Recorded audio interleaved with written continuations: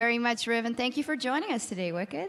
And I actually wanted to ask you, you did a great performance yesterday. Was there a little bit of celebrating going on in the team? Well, there's a lot of celebrating going on. We went out yesterday for a beer too, and we're just having a really good time together as a team. I really enjoyed playing with my new teammates. I mean, obviously, we talked about it very briefly yesterday, but that new team came together fairly quickly, and you guys looked spectacular. Did you expect it to come together that fast, or do you think you still have a long ways to go? I think we still have a lot of ways to go. For example, from our scrims results against NIP, we are 6-5 right now, and they've been doing really good against us, so we definitely need to practice a lot more. What is your vision on what the LCS is going to be like in Europe next season? Because we have, of course, seen Gambit doing very well, for instance, at IEM Cologne, Fnatic doing well. How are they going to perform?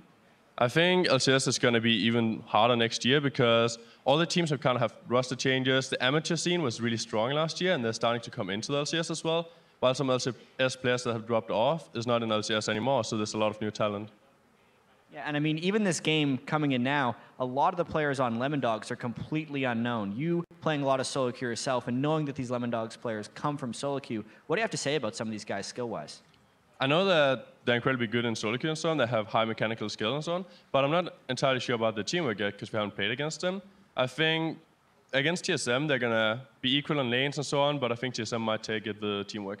We haven't seen a lot, of course, of TSM yet. Do you think that they're really going to take this opportunity and that Bjergsen's going to do very well, or might there be an adjustment period?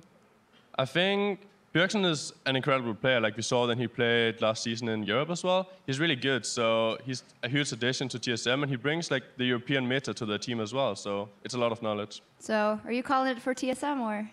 I'm going to call it close games, but definitely for TSM in this one. Yeah, I'm having a feeling like TSM should be the favorites in this one, and it's going to be a pretty big hit to North America if they don't take this team out, because TSM is coming in with a very standard roster. We know that Bjergsen is kind of the superstar they just brought in a mid laner, and honestly, it's a very unproven, almost amateur-level Lemondogs team because they haven't been together too long. So TSM should be taking this one, I think, 2-0. Yeah, we'll see what the surprise factor can do for the Lemondogs. It's going to be a great matchup, but now for us, we're going to take a quick break. But when we